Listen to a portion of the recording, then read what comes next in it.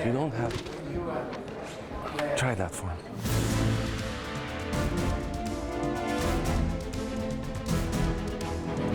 Yes, why not? I think living artistically is a way of looking at life. The arts are there to teach us. It's probably the only thing left that engages all your senses. I was so mediocre in school and uninspired, I was always the person you never noticed.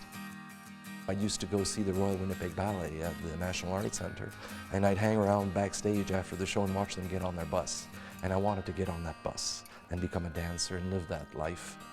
The first time I ever walked into a dance studio was in Toronto when I started my real training at the age of 17.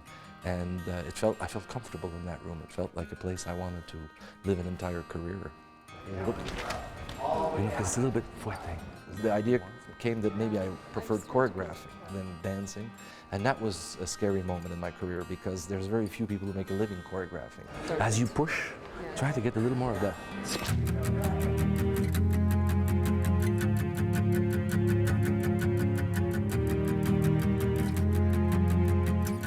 Coming to Canada, coming back home to direct a company like Alberta Ballet was a special challenge because you know, the challenge is more financial.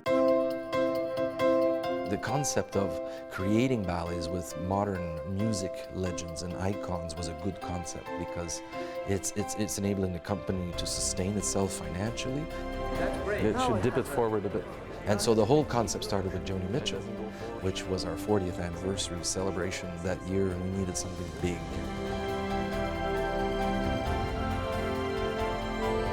I think these celebrities want to work with Jean because he just has a way of expressing an idea.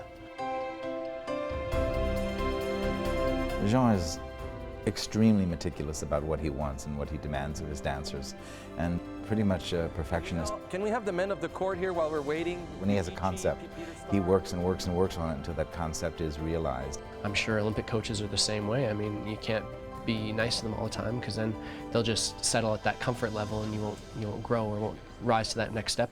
You can touch the hat. Touch the hat.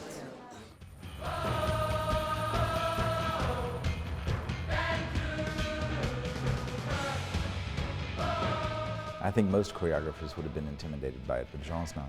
He really just sank his teeth into the challenge and went for it. It was a moment I'll never forget. I'd never been very patriotic. I usually think patriotism in moderation is better, and large doses can be lethal. But that night, I felt patriotic. I was near the control room, so in the control room it was very quiet. Try it again. As the door latched, did anybody check this? And they were trying things like it really felt like a plane crash, like we were going down. In the stadium, it didn't feel as long as it did when I saw it finally on television a few weeks later. I watched the opening ceremonies, and on television it felt like forever.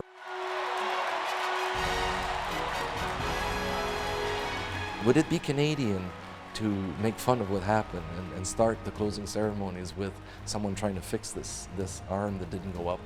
And everybody said, absolutely Canadian. That's what the Olympics are all about. Humans challenging themselves to the utmost, and things will work and things will go wrong, and that's what gives the soul of the Olympics. I got many calls after and emails from friends around the world who said to me it made them wish they could be Canadian because it captured such a beautiful spirit of a nation. I think Jean has built this company up to really wonderful levels of theatrical presentation. Because his emphasis is so much on reaching a wide audience for ballet, I think it's really propelling this company. If you really dream something and really work hard at it, and you have the humility to learn how to get better at what you do, a lot of things can happen in one's life.